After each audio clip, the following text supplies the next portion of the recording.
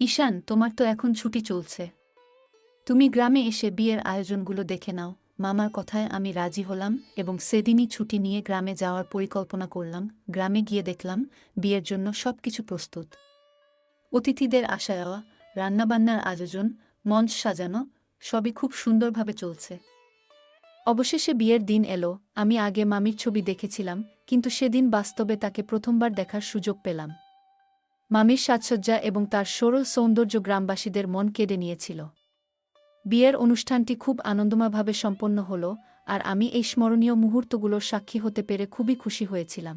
বিয়ের দিন বাড়িতে অনেক গুঞ্জন চলছিল। আমার মামির নাম প্রিয়া, আর তার বিয়ের সাজসজ্জা নিয়ে সবাই ব্যস্ত ছিল। আমি জানতে পারলাম যে মামি মেকআপ রুমে আছেন, তাই এক ঝলক তাকে দেখার কৌতূহল সামলাতে পারলাম না। মেকআপ রুমে ঢুকে দেখি মামি তার বান্ধবীদের সঙ্গে গল্প করছেন, আর মেকআপ এখনও পুরোপুরি শেষ হয়নি। তবুও তাকে এত সুন্দর লাগছিল যে আমি অবাক হয়ে গেলাম। মামি আমাকে দেখে একটু অবাক হলেন এবং জিজ্ঞেস করলেন, তুমি কে? আমি হেসে বললাম, আমি ঈশান। তখন তিনি বললেন, ওহ, তোমার মামা তোমার কথা অনেক বলেছেন। বিয়ের অনুষ্ঠান শেষ হয়ে যাওয়ার পর সবাই গ্রামে ফিরে গিয়েছিল। আমার ছুটি থাকায় আমি কিছুদিন গ্রামে থেকে যাওয়ার সিদ্ধান্ত নিলাম। গ্রামে আসার পর মামি আর আমার মধ্যে বেশ ভালো বোঝাপড়া তৈরি হল। মামি খুব হাসিখুশি স্বভাবের ছিলেন, আর তার ব্যবহার সবার মন জয় করে নিয়েছিল। দুদিন পরের কথা, সন্ধ্যাবেলা আমরা সবাই একসঙ্গে বসে খেতে বসেছিলাম। তখন হঠাৎ মামার ফোন বেজে উঠল। ফোন করেছিলেন তার অফিসের বস, যিনি জানালেন যে পরের দিন একটি গুরুত্বপূর্ণ মিটিং রয়েছে, যেখানে মামার উপস্থিতি বাধ্যতামূলক। মামা ফোনে চুপ করে রইলেন, আর তার মুখে কিছুটা বিরক্তি স্পষ্ট ছিল। আমরা সবাই তার প্রতিক্রিয়ার জন্য অপেক্ষা করছিলাম। অবশেষে তিনি বললেন, হ্যাঁ, আমি সকালেই রওনা দেব। মামার হঠাৎ চলে যাওয়ার খবর শুনে মামি কিছুটা মনমরা হয়ে গেলেন। বিয়ের পর এটি ছিল প্রথমবার যখন মামা মামিকে একা রেখে যেতে হচ্ছিল। রাতের খাবার শেষ হওয়ার পর মামা তার যাত্রার প্রস্তুতি নিতে শুরু করলেন। তারা দুজন নিজেদের ঘরে গেলেন এবং প্রায় ১০-১৫ মিনিটের মতো নিজেদের মধ্যে কথা বললেন। আমি ঘরের বাইরে দাঁড়িয়ে অপেক্ষা করছিলাম, কারণ আমাকে মামাকে স্টেশনে পৌঁছে দিতে যেতে হবে। কিছুক্ষণ পর মামা ঘর থেকে বের হলেন। আমি তার ব্যাগ গাড়িতে তুলে দিলাম। আমরা যখন রওনা হলাম, তখন গাড়িতে একটি অদ্ভুত নীরবতা বিরাজ করছিল। পথে আমি মামাকে বললাম, মামি, কিন্তু আপনার এই হঠাৎ যাওয়ার খবর শুনে খুবই কষ্ট পেয়েছেন। মামা চুপ রইলেন।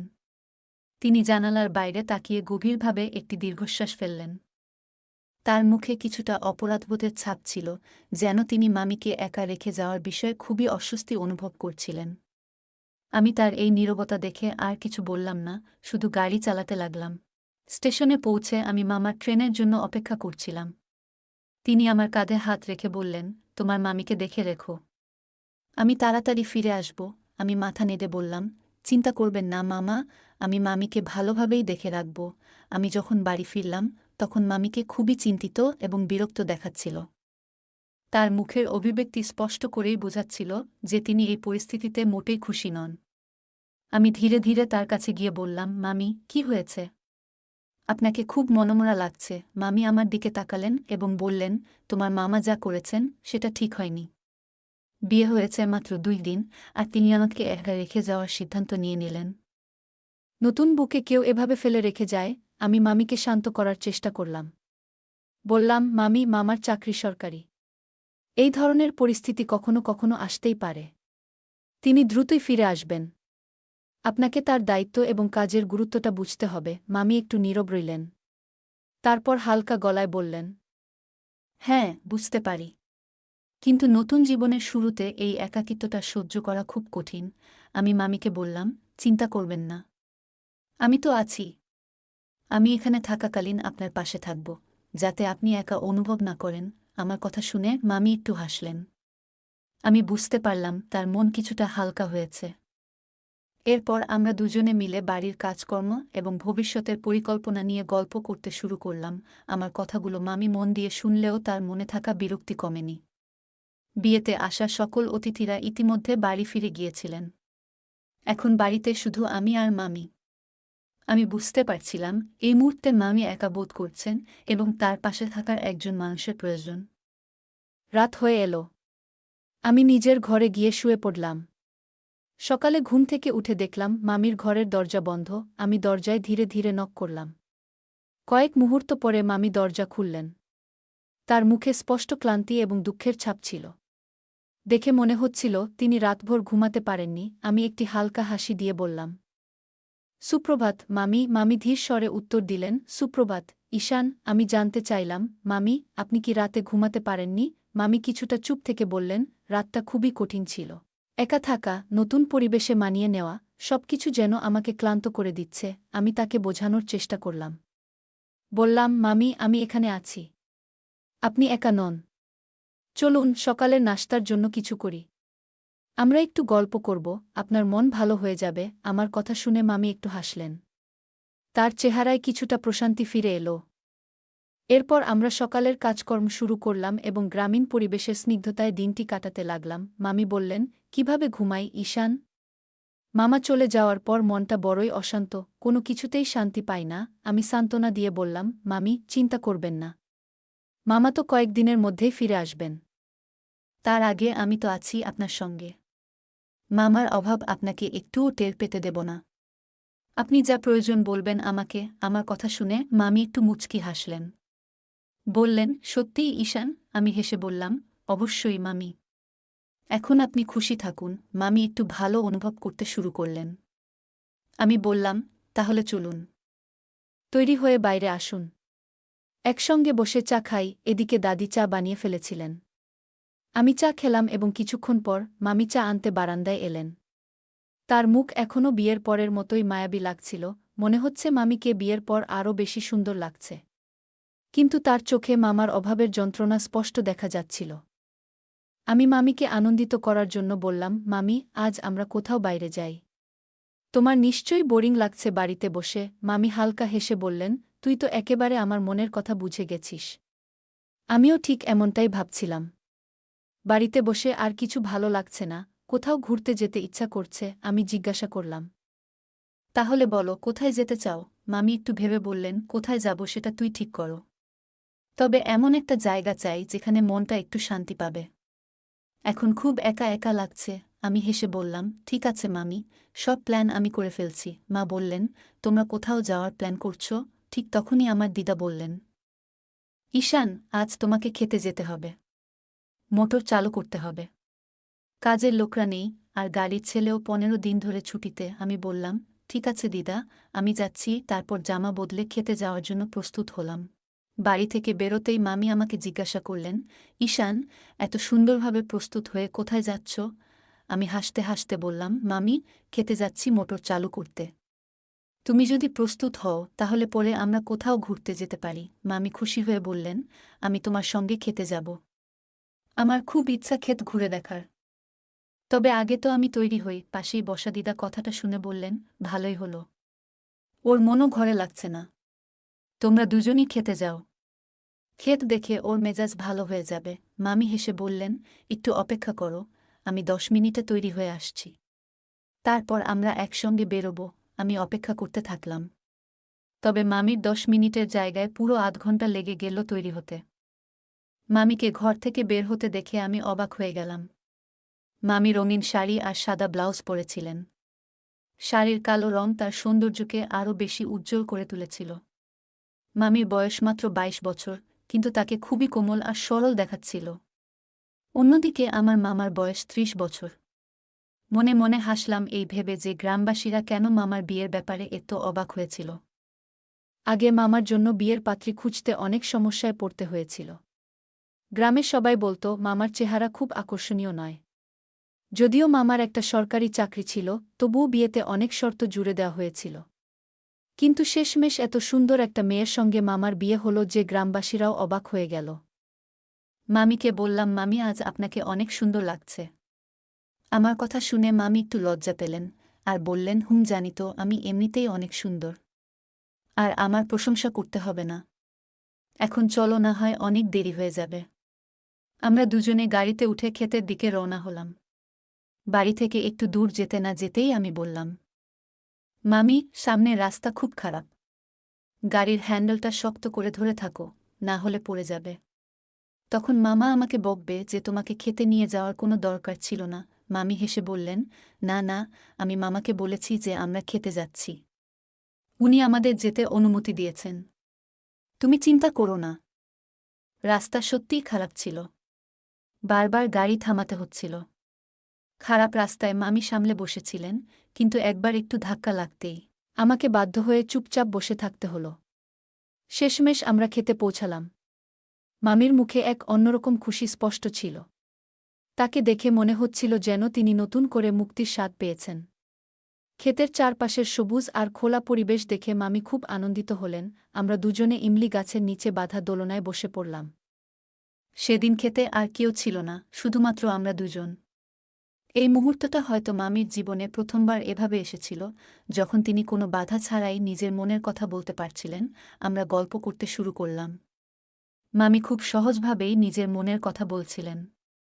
এটা দেখে আমি একটা প্রশ্ন করার সিদ্ধান্ত নিলাম। আমি ধীরে ধীরে মামির দিকে তাকিয়ে বললাম, আমি সরাসরি বলেই ফেললাম, মামি, সত্যি করে বলো তো, তুমি কি মামাকে পছন্দ করো? মামি গভীর একটা নিঃশ্বাস নিয়ে কিছুক্ষণ চুপ থাকলেন। তারপর বললেন, ঈশান, তোমাকে কি বলবো? আমি তোমার মামাকে একেবারেই পছন্দ করি না। আমার বাবা মা তার চাকরি দেখে এই বিয়েটা ঠিক করেছিলেন। আমিও তাদের কথায় রাজি হয়ে যাই। কিন্তু সত্যি বলতে আমি এই বিয়েতে খুশি নই। মামির কথা শুনে আমি অবাক হয়ে গেলাম। তিনি আরও বললেন, আমি কখনোই তোমার মামার সঙ্গে আমার জীবন কাটানোর কথা ভাবিনি। কিন্তু বাবা মায়ের সামনে কিছু বলতে পারিনি। তাদের কথাতেই এই বিয়েটা করতে হয়েছে। আমি কিছুক্ষণ চুপ থেকে বললাম, মামি, আমি বুঝি এটা তোমার জন্য সহজ নয়। তবে সময়ের সঙ্গে অনেক কিছু বদলাতে পারে। হতে পারে একদিন তুমি মামার স্বভাবকে পছন্দ করতে শুরু করবে। মামি আমার কথা মন দিয়ে শুনলেন এবং মাথা নেড়ে বললেন, হয়তো তাই ঈশান, কিন্তু আপাতত আমাকে নিজের মনকে বোঝানোর চেষ্টা করতে হবে। এরপর মামি হঠাৎ আমাকে জিজ্ঞেস করলেন, ঈশান, তোমার কোনো গার্লফ্রেন্ড আছে?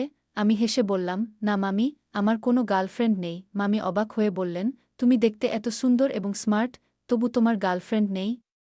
এটা কিভাবে সম্ভব? তখন আমি মামিকে জিজ্ঞাসা করলাম, তোমার কি কখনো কাউকে ভালো লেগেছিল? মামি একটু মুচকি হেসে বললেন, যদি। মামি হেসে বললেন, তোমার মতো কেউ যদি তখন আমার জীবনে আসত, তাহলে আমি তখনই সব ছেড়ে পালিয়ে যেতাম। আমরা দুজনেই এই কথা শুনে হেসে উঠলাম। এরপর মামি জানালেন, তিনি একসময় একজনকে ভালোবাসতেন। কিন্তু তাদের দুজনের জাত আলাদা ছিল, আর সেই কারণেই তাদের বিয়েতে সবার প্রবল আপত্তি ছিল। তিনি সাহস করতে পারেননি, আর সেই ছেলেটিও খুব ভয় পেয়ে গিয়েছিল। আমরা সারাদিন গল্পে মেতে রইলাম। তারপর সন্ধ্যাবেলায় বাড়ি ফিরে এলাম। মামি আর আমার কথোপকথনে যেন একটা বন্ধুত্বের সম্পর্ক তৈরি হয়ে গিয়েছিল। 4 দিন পর মামা বাড়ি ফিরলেন, আর আমি আমার নিজের বাড়িতে ফিরে এলাম। যাওয়ার সময় মামি আমার ফোন নম্বর নিলেন। মামা সাধারণত 4-5 দিন মামির কাছে থেকে পড়ে আবার কাজে চলে যেতেন। তবে সেই সময় থেকেই মামি আমাকে প্রতিদিন ফোন করতেন। রাতের বেলায় আমরা অনেকক্ষণ কথা বলতাম, যেন আমাদের মধ্যে দূরত্ব থাকা সত্ত্বেও এক আলাদা সম্পর্ক গড়ে উঠেছিল। রাত 2টো পর্যন্ত মামির সঙ্গে মোবাইলে কথা চলত। আমি হেসে বলতাম, মামি, যদি মামা জানতে পারেন তাহলে কি হবে? মামি হেসে উত্তর দিতেন, যদি তোমার মামা সত্যিই আমার এত চিন্তা করতেন, তবে তিনি আমাকে নিজের সঙ্গে নিয়ে যেতেন। দেখো, আমাদের বিয়ের 2 মাস হয়ে গেছে, কিন্তু তোমার মামা এখনও একবারও ভালোবাসার মিষ্টি কথা বলেননি। আমি তার কাছ থেকে এতটা নিরাশা আশা করিনি। আমি বললাম, মামি, তুমি চিন্তা করো না। কাল আমি তোমার কাছে আসব। আমরা আবার খেতে যাব। মামি খুশি হয়ে গেলেন। তবে পরের দিন যখন আমি গেলাম এবং আমরা খেতে পৌঁছালাম, তখন মামির মুখে কোনো আনন্দ ছিল না। তিনি বেশ হতাশ এবং রাগান্বিত দেখাচ্ছিলেন। মামি আমার খুবই প্রিয় ছিলেন। তাই আমি ঠিক করেছিলাম যে খেতে গিয়ে নিজের অনুভূতিগুলোকে বন্ধুর মতো শেয়ার করব। কখনো কখনো মামির সঙ্গে ফোনে কথা বলার সময় আমি একটু মজা করতাম। মামি হাসতে হাসতে বলতেন, তুমি তো এখন খুব দুষ্টু হয়ে গেছ। আমি মাঝে মধ্যে বলতাম, মামি, তুমি আমার মামি কম, বন্ধু বেশি। মামি এ কথা শুনে সবসময় হাসতেন। যেদিন আমরা খেতে পৌঁছালাম, তখন কাজ করার লোকেরা দূরে ছিল। আমরা দুজনেই গাছের নিচে বসেছিলাম। আমি মামির দিকে তাকিয়ে বললাম, মামি, তোমার সঙ্গে একটা গুরুত্বপূর্ণ কথা বলতে চাই। মামি হেসে বললেন, হ্যাঁ বলো, ঈশান, কি কথা? আমি মামির হাত ধরে বললাম, মামি, আমি তোমাকে সত্যিই খুব পছন্দ করি। তোমাকে দেখে আমার মন শান্ত হয়। সব সময় তোমার কথাই ভাবি। মামি এই কথা শুনে জোরে হেসে উঠলেন। বললেন, তুমি কি বলছো ঈশান? তুমি কি আমাকে ভালোবাসো? আমি মাথা নেড়ে সম্মতি জানালাম। মামি একটু থেমে বললেন, দেখো, আমাদের বয়সের ব্যবধান তো আছে, তাছাড়া আমি তোমার মামি। আমরা বন্ধুর মতো মজার গল্প করতে পারি, কিন্তু আমাদের সম্পর্ক একদম স্বচ্ছ থাকতে হবে। মামি আরও বললেন, তোমার মামা খুব বেশি রোমান্টিক নন, এটা ঠিক। কিন্তু এর মানে এই নয় যে আমি কোনো ভুল সিদ্ধান্ত নেব। তুমি এখনো ছোট ঈশান। আমি মামির কথায় লজ্জা পেয়ে বললাম, মামি, সত্যিই তুমি খুব ভালো, তুমি খুব সুন্দর, তাই আমি আমার অনুভূতিগুলো তোমার সামনে বলেছি। মামি একটু চুপ হয়ে গেলেন, কিন্তু তার চোখে এক ধরনের বিষণ্ণতার ছায়া ছিল। আমি বুঝতে পারছিলাম না তার মনে কি চলছে। এই সময় আমার চোখ পড়ল মামির ফোনে রাখা একটি ছবির ওপর। ছবিতে একটি মেয়ে ছিল যে দেখতে মামির মতোই সুন্দর। আমি উৎসুক হয়ে বললাম, মামি, এই মেয়েটাকে? মামি হেসে বললেন, ও আমার ছোট বোন পূজা। ও আমাদের পরিবারের সবচেয়ে ছোট এবং দুষ্টু সদস্য। এরপর মামি আমাকে এবং পূজাকে একে অপরের সঙ্গে পরিচয় করিয়ে দিলেন। ধীরে ধীরে পূজার সঙ্গে আমার কথা বলা শুরু হলো।